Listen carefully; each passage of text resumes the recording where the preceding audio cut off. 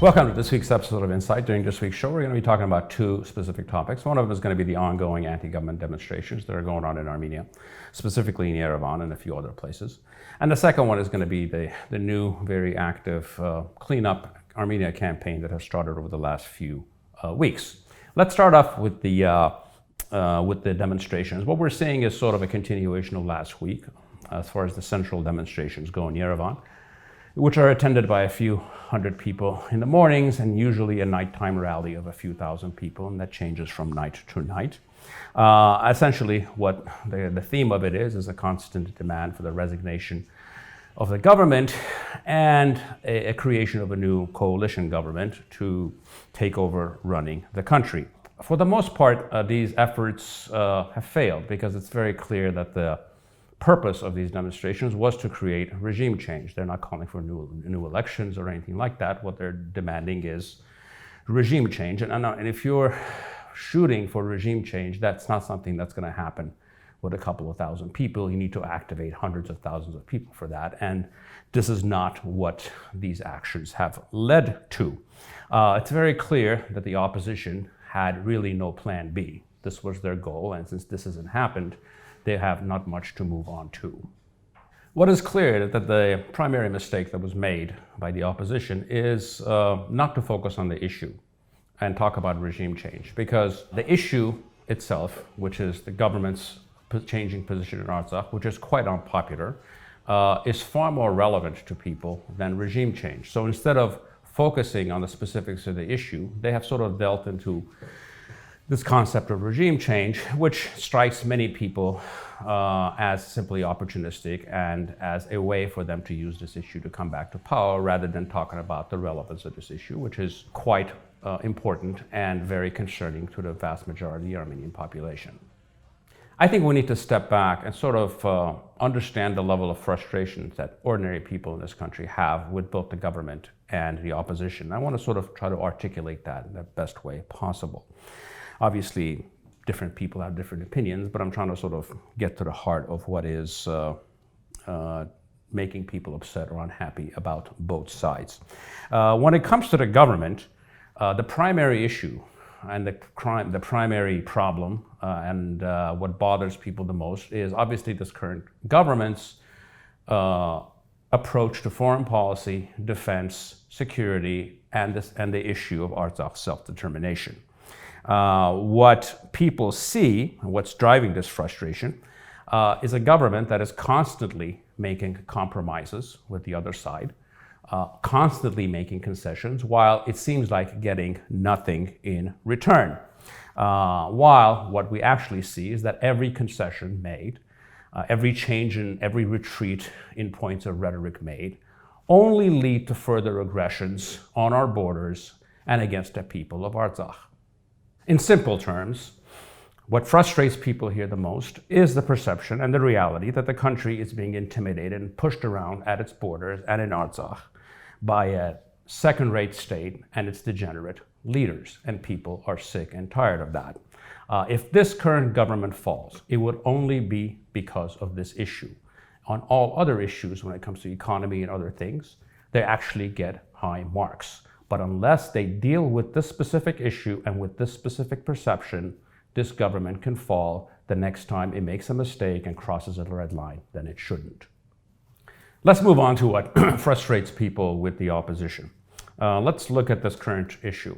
This was an issue as far as the government's change in position on Artsakh, or perceived change in the position of Artsakh's right to self-determination, in which the opposition holds by far the most popular part, the popular side of this issue. And over the last couple of weeks, they have managed to do nothing with it. And we might ask why. For simple terms, because they don't have neither the political skills or the imagination to be able to use such an issue to their advantage and make themselves more popular with ordinary people. I'll give you sort of a perfect example of their lack of political understanding and imagination. One of the things that this new government did after the last election is to establish a truth commission or a parliamentary inquiry into the war of 2020. Now, from an opposition point of view, this would be a fantastic setup for you to go in there, given that this government was the one that lost the war, and constantly tear them apart and attack them on different things. So what was their response? Their response was to boycott this commission, which is absolute foolishness, because this is politically entirely advantageous to them. Lastly, if we really want to know why they're not going anywhere, is because fundamentally people don't trust them. What I mean by ordinary people. For the most part, people do not question their motivations. And in fact, they've actually done a great disservice to the issue of Artsakh, because people see this issue as being used to bring back to power people that they don't want, while the issue itself has strong relevance to the Armenian people. And I think the best phrase to describe our opposition is what was said about the French royal family, the Bourbons, after the revolution, which is that they seem to forget nothing and they seem to learn nothing. What all of these events and what on all of these activities the last few weeks show is that what we need actually is a new functioning opposition that stands for the majority of the Armenian people that are actually against the actions on the foreign policy and security matters of this current government. We need an opposition that we know is going to be running during the next election. They need to come to the fore now and start saying and making the case and becoming the face of the opposition rather than the discredited forces that we have right now. What should this new opposition be focused on? It should be nationalist yet rational. It should be focused all on state building, building the economy, building a strong army and the garrison state, and entirely focused on the matters that have failed us for the past 30 years, which is state building and state capacity. That should be the mandate and the program of a new opposition that we need in this country. Now we're going to move on to the second topic of the week. And we normally don't get to talk about anything that is happy or uplifting for most of the time on this show. And this is actually such an issue and such a story. So I wanted to sort of bring people up to date with this. Over the last few weeks, we've seen this sort of this grassroots effort, this, what we'll call it, Clean Up Armenia.